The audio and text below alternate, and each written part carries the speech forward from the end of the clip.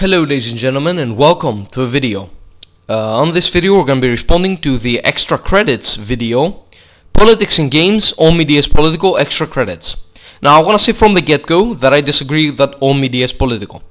Pong isn't political. You will find people in this comment section saying this exact same thing, and you will find that other people have responded to them and they've said, oh, Pong represents this and represents that. But that's their subjective interpretation of Pong. That's not the de facto interpretation of Pong. It doesn't show that Pong means something. It shows that these people got that out of Pong. And usually what they say is just extremely insane, very loony. I don't see how you could get that out of, Pong. But yes, not all media is political. Not all media is political. There's some really simple media out there that's not political. Also, I need to address one thing that I think is important. When people say, keep politics out of my games, they don't mean that they want politics to just be extracted out of the games. That's not what they mean. How do I know? I'm one of these people who use that phrase, and it's just a catchy little phrase. It doesn't mean anything. It's just there to, I don't know, draw attention to whatever we're trying to say. It's not some political statement. It's not some accurate representation of our views. It's just a statement we make. So effectively, what are we about? Because as I said, we in this part that believe that that say this phrase that we want politics out of our games. What do we mean? Because I've seen two types of people usually. Well, three types. I've seen those who agree with the statement and understand what it's about, which I'm about to explain. I'm about to explain what it's about. I've seen those who think that these people only care about politics in games and only care about keeping politics out of games when it's an opposing view, which is false. And there are also those who think that these people literally want to remove all politics from games. So let me respond to the third category, and then we're going to respond to the second category. So the third category, they're wrong. We don't want to remove all politics from games. We enjoy when politics are subtle in games. When games are subtle about their politics. We enjoy that. We enjoy when games allow you to choose which moral and ideological path you want to take. What we hate is when we play a game, we're forced down a certain ideological or moral path, and then we're lectured on the evils of this or the virtues of this. That's what we hate. That's exactly what we hate. I can tell you this, again, I've spoken to these people who say this phrase. I am one of these people who say this phrase. And we agree. We just agree that this is our main point of contention. Now, it doesn't go for only views we disagree with. If I was playing a political game, and I was forced to only play as a liberal democracy, it would still bother me. Because if I want to play a sort of a historical political simulator of a game, I might want to play as the fascists. Who knows? I might want to play as the communists. I play whatever I feel like playing. When I boot up Civilization 5, just because I pick freedom as my ideology most of the time, doesn't mean that if I was forced to pick freedom and order and autocracy, I wasn't allowed to choose order and autocracy, only the AI was allowed to choose order and autocracy, doesn't mean that I wouldn't be angry about it. Of course I would. I don't agree with order and autocracy. Order represents communism and autocracy represents fascism, for those who don't know. And freedom represents capitalist democracy. But yes, I don't actually want to just play freedom. I don't want to do that. I don't want to do that. Imagine a D&D game. It's just a video game inspired by Dungeons and Dragons, right? Where alignments exist, but the character, your player, can only be lawful good. That game would suck. It would fucking suck. I would never play such a game.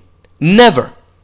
First of all, because I don't disagree with being lawful. First of all, I don't consider myself lawful good. I consider myself lawful neutral because I took the alignment quiz and that's what it showed me, and I agreed with it. I agreed with the result.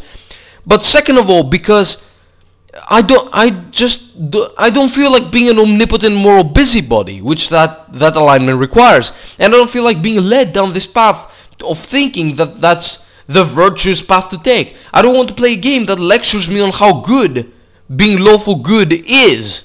I don't want that. I don't want that in my life. I don't feel like having that in my life. I don't want games that lecture me.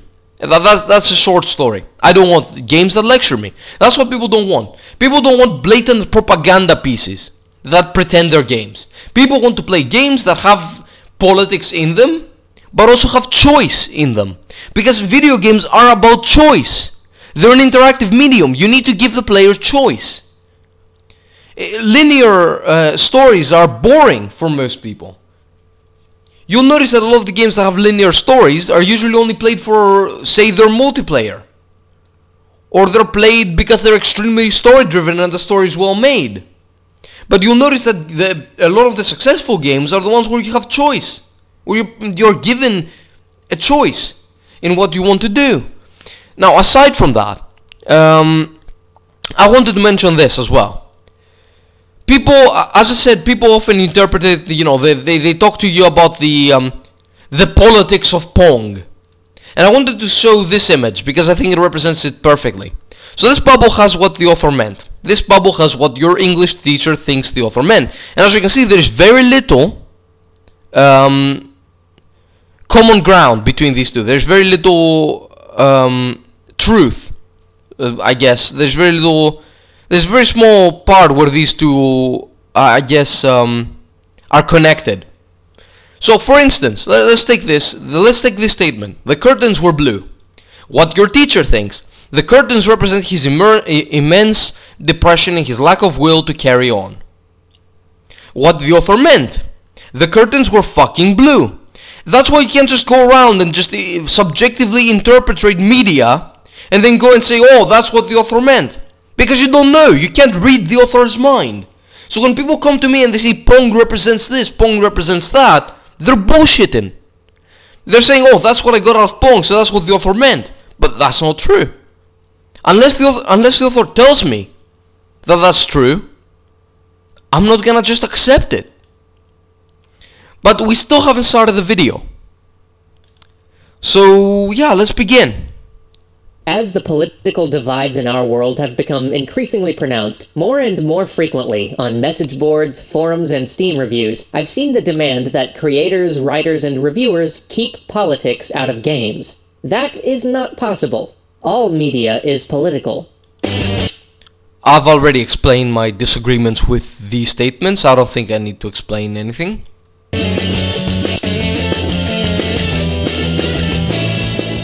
Heinlein wrote libertarian science fiction, and H.G. Wells wrote socialist. The X-Men is about the civil rights movement. Red Skull started out as a commentary on war profiteers. And, of course, Captain America was created to argue that America joined the fight against fascism, at a time when most Americans were against doing so.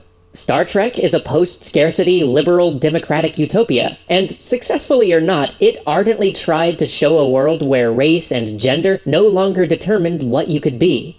On the other side, the recent incarnation of Battlestar Galactica is an allegory for the post-9/11 questions of liberty versus security in a democracy that considers itself continuously at war with some invisible but omnipresent threat.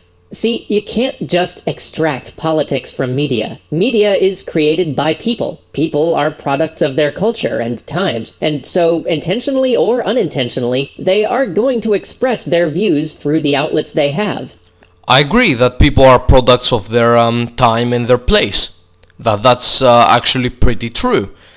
That's actually one of the arguments I use to be against mass immigration, but I know that some of the people in the extra credits team disagree with that view. They're very pro-immigration, in fact. But yes, people are products of their place and their time. Our perspectives and understanding of the world inevitably shape our creative work. This is part of what makes the work human, what makes... Of course! I can give you an example for those who might be skeptical of this. In most games where you have the option of being, say, a communist nation, it's always portrayed as a sort of a Stalinist dictatorship, right? Well, a lot of people, I've met communists who are anarcho-communists. They effectively believe in anarchy. They believe in they believe in organizing societies called communes. You know, like the sort of hippie communes that you would often find in the time of the hippies back in the 60s and 70s. These types of like tightly knit sort of small societies, small groups that follow like basic laws and that are very democratic in a way. That's what they sort of believe in. Well, you know, you can never... I haven't encountered a single video game thus far where you can actually play as that. Frankly, it's really difficult in strategy games to have something that's even close to anarchy because, well, the player has to have control. And if the player has to have control, that means there needs to be a form of a state. So, of course, there are limits on limits based on people's ideologies and people's morality on what you can do and cannot do in games. We just don't want to be lectured by these games about what's right and what's wrong. We don't want to have complete lack of choice either. It's the reason why people often talk about these really heavily story-driven games. It's the reason why they often say these are not games but rather movies. People make that joke or they make that complaint, depending on how they feel about the matter, because they genuinely feel like they have a lack of choice in that game. They feel like there isn't choice in that game. They feel like they can't do anything in that game. They feel it's really linear, and they feel that there's just not even gameplay, really. And yes, that's a problem. That's a thing gamers don't often like. Makes it alive. And besides, even if we could somehow extract politics from our entertainment, we would lose so much. Many of the best creative works out there, the ones that leave us with something to think about, that inspires us to ponder our world and still sticks with us years later, they deal in political ideas. They present ethical... Yes, but they try to persuade. The problem that we're seeing now is games that try to shove their politics down your damn throat. They're like... They attack you, first of all, for your beliefs, in usually very passive-aggressive ways, and through the characters or the story of the game, and then they just they force you down the path that they perceive as correct, and lecture you on what's right and what's wrong. That's what gamers don't like. They don't like being led. I mean, that's something gamers constantly say, not just about politics, about everything. They don't want to be led. They don't want the game to hold their hand and guide them around. This complaint often comes from hardcore gamers more than, say, casual gamers or non-gamers who end up playing a video game for one reason or another. But hardcore gamers are actually a big demographic. Well, it depends on the definition of hardcore gamer. But I'm talking about gamers who game regularly, and I'm talking about gamers who are actually good at the games they play and try to get really good at them. That's still a big percentage of the audience, and they're the people most likely to buy video games. Even casual gamers don't buy video games as often as the hardcore gamers. So really, they're a big part of the audience, and they get to decide a lot of things. Questions or portray an idea of how society should or shouldn't be. From Dune to Ender's Game to The Witcher to literally countless other treasured stories. If we say, get politics out of my art, we lose all of those works. Now, we can talk about how on the nose a work should be with its politics. That's totally worth debating, because it's a delicate balance. Alright, I'm glad they acknowledge this. I haven't watched the video, just as a disclaimer. I've watched until 1 minute in, and then I just thought, hey, I'll make a response. But yeah, I don't disagree that much up until now. Only with a few things here and there, and the rest are just clarification.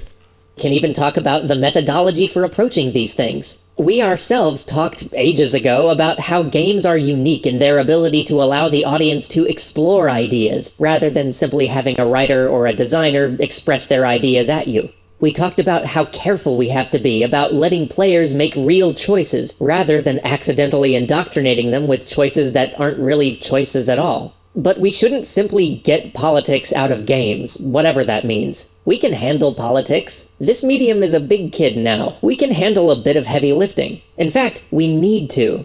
Not that we could get politics out of our games anyway, because all media is political.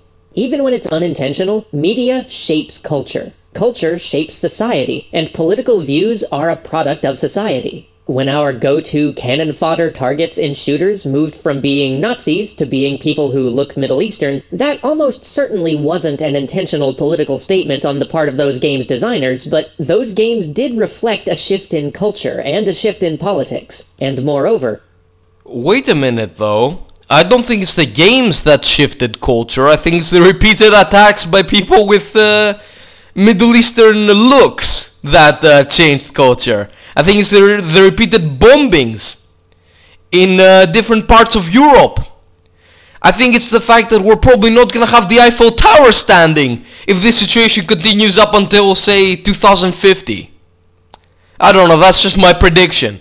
It's the fact that, you know, some crazy guy ran over a bunch of people in fucking London, in Westminster, just like 2-3 days ago. When was it? And like a week ago, I think it was a week ago, some other Middle Eastern guy went and tried to grab a police officer's gun at a French airport. I think that changed culture, and I think that when culture changed to that, when after 9/11, America was shocked and everyone was calling for war, and the voices for peace were constantly being mocked and attacked, I think that's what changed culture. That's when developers, who were probably really shocked at, you know, the events, were like, you know what? Let's make a game about terrorism. That's what I think changed it. I think it's not games that shaped the culture, it's the culture that shaped the games. They reinforced those shifts. The intelligence community studied how watching shows like 24 made Americans more likely to believe in the efficacy of torture, regardless of all evidence to the contrary. Many police departments claimed that shows like CSI have made it a lot harder to do their job, because jurors now expect a level of proof that simply is not possible in the realities they work under. These attitudes, shaped by media, went on to affect our political realm and changed policy and law. They nudged the Overton window just a little bit. And games like Papers, Please and This War of Mine draw directly from our world and our politics for their very mechanics, while games like Cards Against Humanity not only leverage our political understanding for their humor, but get directly involved with politics, launching whole expansions to support a political candidate.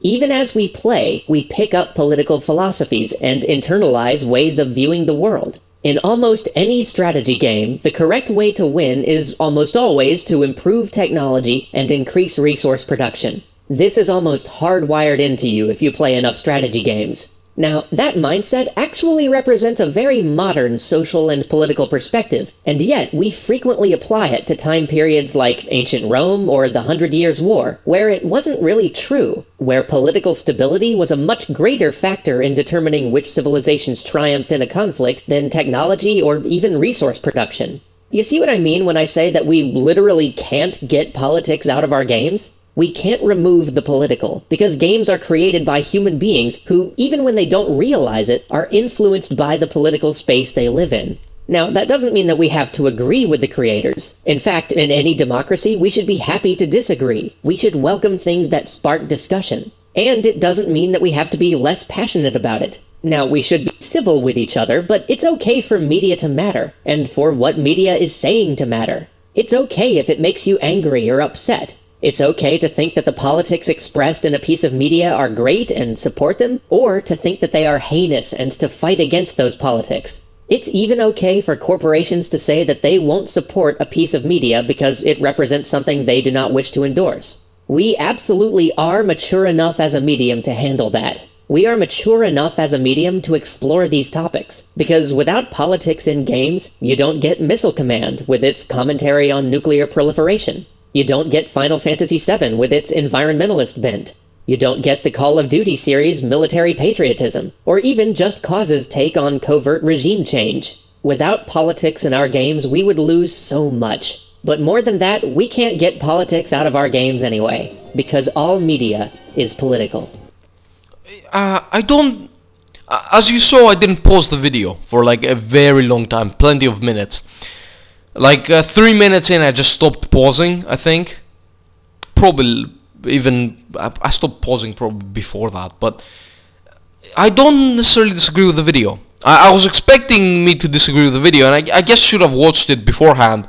This is kind of an off-the-cuff video because I'm kind of busy with real life, so I don't have the time to like prepare and, you know, write a script and do all that. So yeah, I don't exactly disagree with the video as much as I disagree with certain notions in the video, as well as more the comments really.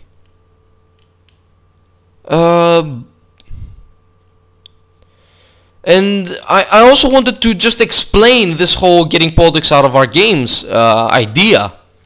Because as I said, you know, as someone who's part of that idea, I've met people who agree with it, and I've met people, I agree with the idea.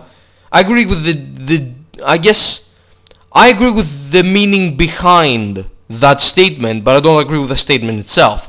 The statement itself is, as I said, just a statement. It's something to market us. Maybe it's just shitty. It's a shitty way to just, you know, voice our complaints. It's a shitty phrase to use, maybe. But that's the phrase we've chosen, and that's the phrase we've rallied behind. We just don't want games to just give us giant monologues on what's right and what's wrong. That's what we don't want. We want games to challenge our views. When I very recently, actually, well, not very recently, it's been like 10 months since I played that game, but yeah, back in like May of 2016, I played Spec Ops: The Line for the first time. Spec Ops: The Line is really thought-provoking. It's a story-driven game. It's really thought-provoking, and it's a good game. I would recommend it. Effectively, it makes you question a lot of things about your morality, and there are plenty of scenes that impacted me in different ways within the game.